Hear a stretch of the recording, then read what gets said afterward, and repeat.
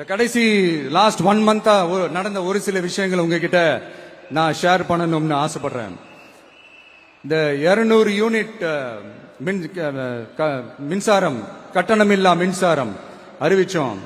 அதுல ஆல்ரெடி இருந்த 100 யூனிட் திமுக கொடுத்தது கிடையாது.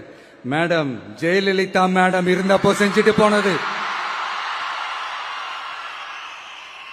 ஸ்டாலின் சார் பதவி போன அந்த கடுப்புல அறிக்கையா விட்டு தள்ளிக்கிட்டு இருக்கிறாரு.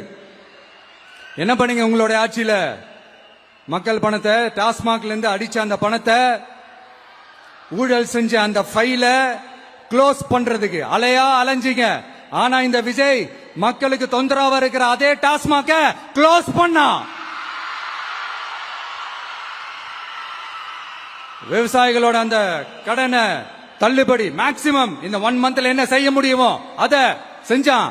நீங்க தான் அந்த நிதி சம்பந்தமா இருக்கிற எல்லா கேட்டையும் லாக் பண்ணி வச்சுட்டு போயிருக்கிறீங்க. அதை சரி செய்ய வேணாமா? அதை ஒழுங்குபடுத்த வேணாமா?